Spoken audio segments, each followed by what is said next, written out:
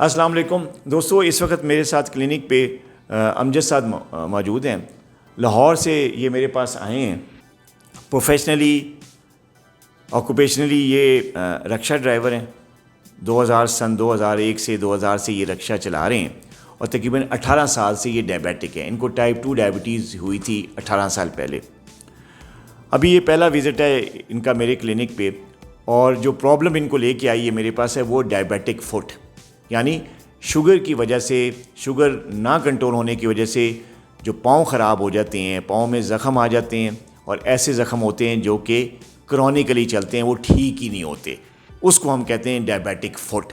तो diabetic foot इनको हुआ है, और प्रॉब्लम की बात ये है कि इनके दोनों पाँव का ये मसला है। डायबिटिक फुट इनके दोनों पाँव पे है। अभी अहमद साहब थोड़ा सा दिखाएं इनको। ये अमजद साहब के दोनों पाँव जो हैं इस वक्त बैंडेज किया हुआ है, दोनों पाँव पे ये ज़ख़म है और अच्छे खासे ज़ख़म हैं। और ये ज़ख़म का जो प्रोसेस इनका जो चल रहा है, ये पिछले कोई 5-6 साल से इनको ज़ख़म हुए हैं। कभी ये ठीक हो जाते हैं, कभी ये नहीं ठीक होते, और चलता रहता है। एंटीबायोटिक्स, मरहम, दवाइयाँ सब चलते रहते हैं। दोस्तों, ये जो डायबिटिक फुट होते हैं, ये बेसिकली इसकी वजह होती है शुगर जो है वो अनकंट्रोल जब होती है और कुछ अरसा ये अनकंट्रोल चलती है, तो उसकी वजह से जो नसें होती हैं, नर्व्स हो जाती हैं, वो डैमेज हो जाती हैं, जिसकी वजह से एक ख़ास किस्म की प्रॉब्लम होती है जो हम अक्सर कहते हैं डायबिटिक न्यूरोपैथी। जो डायबिटिक न्यूरोपैथी हो जाती है तो उसकी वजह से जो हसासियत है, सेंस जो होती है टच की, पेन की, वो ख़त्म होना शुरू हो जाती है। यही इनके साथ भी हुआ। और अमजद साहब, आपको तो अब महसूस नहीं होता ना, कोई टच करे या कोई ज़ख़म आए, कोई दर्द? कोई दर्द नहीं होता, कोई दर्द नहीं ना कोई दर्द होती है, जो मर्जी करे या ना कोई पता लगता है। तो ये जो सेंस ख़त्म हो जाती है, इसको कहते हैं हम न्यूरोपैथी। जब न्यूरोपैथी डेवलप होती है तो साथ साथ जो है वो मरीज़ के पाँव अगर ऐसे हैं जिस पे वो काम करता है, जैसे अब ये ड्राइविंग करते हैं, रक्षा ड्राइवर हैं, तो ज़ाहिर है क्लच ब्रेक पे काम तो है, चोट भी लग जाती होगी, उसका एहसास नहीं होता। जब एहसास नहीं होता तो ज़ख़म बनता है, ज़ख़म ख़राब हो जाता है, वो भी नहीं पता चलता। इनके साथ ये हुआ कि इनके पाँव में दाने बनने शुरू हुए, छाले जिसे कहते हैं, कभी पानी वाले, कभी पस वाले। ये छाले बनना शुरू हुए, फिर भी कंट्रोल नहीं हुई शुगर, उसका भी इलाज प्रॉपर नहीं हुआ, जिसकी वजह से वो कभी जो है छाले फट जाते हैं, उसमें ज़ख़म आ जाता है। बाज़ औक़ात ज़ख़म ब्लैक कलर का हो जाता है, काला, जिसको हम कहते हैं गैंग्रीन। वो बड़ी सूरत हाल ख़तरनाक होती है, जिसमें पाँव काटने की भी ज़रूरत पड़ सकती है।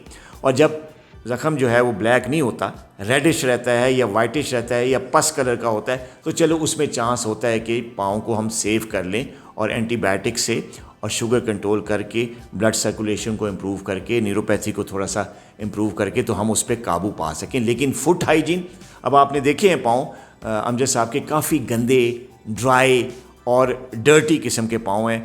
ये एक वो चीज़ है जो कि बार बार री इन्फेक्शन करती है पेशेंट के पाँव के ज़ख़म को, जब पाँव की सफाई का ख्याल ना रखा जाए। अभी हम अमजद साहब को बताएंगे कैसे केयर करनी है, लेकिन आपकी मालूमात के लिए कि अगर ऐसा कोई प्रॉब्लम डायबिटिक पेशेंट को हो, डायबिटिक फुट का, तो सबसे पहले पाँव की सफाई का ख्याल रखना होता है। दूसरी चीज़ ये है कि जब आप पाँव की सफाई भी का ख्याल रखेंगे, साथ शुगर को आपने कभी भी 200 से या 250 से ऊपर मत जाने दें, चाहे वो रैंडम लेवल हो, चाहे वो फास्टिंग लेवल हो। दोनों सूरतों में जो शुगर है वो 200 से ऊपर ना जाए।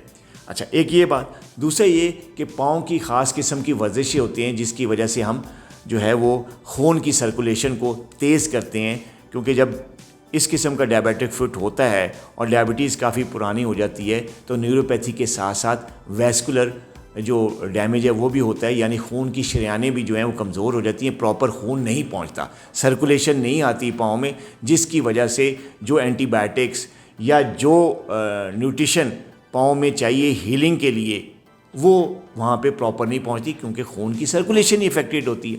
तो जब सर्कुलेशन नहीं होगी तो दवाइयाँ भी नहीं पहुँचेंगी, न्यूट्रिशन भी नहीं पहुँचेगी, तो हीलिंग का प्रोसेस होता है, ज़ख़म का जो हील करना होता है, जो भरना होता है, वो नहीं होता, वो स्लो हो जाता है। और यही हुआ भी है अमजद के साथ। तो इसके लिए हम इम्प्रूव करते हैं सर्कुलेशन, उसके लिए कुछ दवाइयाँ भी होती हैं, कुछ वर्जिशें होती हैं। पाँव की वर्जिश मैंने अभी हमजा साहब को बताई भी है, और ये रेगुलरली मैंने इनको कहा कि दिन में 3 दफ़ा ये पाँव की वर्जिश करें तो आपकी सर्कुलेशन बढ़ेगी, जिससे जो दवाइयाँ हम देंगे वो पाँव तक पहुँचेंगी और ज़ख़म ठीक होगा।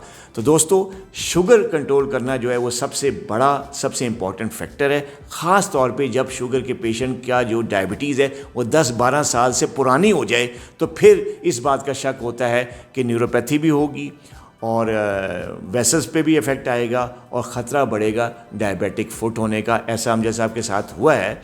और हमजा साहब, अब आपने क्या करना है, अब आपने शुगर कंट्रोल करनी है, आपको जो पाँव की वर्जिशें बताई हैं वो आपने करनी है, साथ में जो दवाई है वो आपने लेनी है और शुगर कंट्रोल करनी है। मेरा ख्याल है शुगर आपकी कभी भी कंट्रोल नहीं हुई।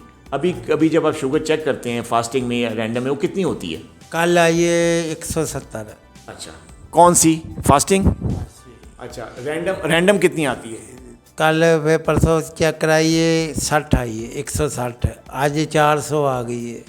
ये आपने देखा कि 160 थी कल और आज जो है वो 400 होगी। तो ये जो फ्लक्चुएशन है, ख़ासतौर पे 400 वाला जो स्पाइक है, ये आपकी नसें भी डैमेज करता है पाँव के, ये आर्टरीज़ को भी डैमेज करता है और आपकी जो हीलिंग का जो फैक्टर होता है बॉडी में उसको भी वीक करता है, इन्फेक्शंस का ख़तरा बहुत बढ़ जाता है।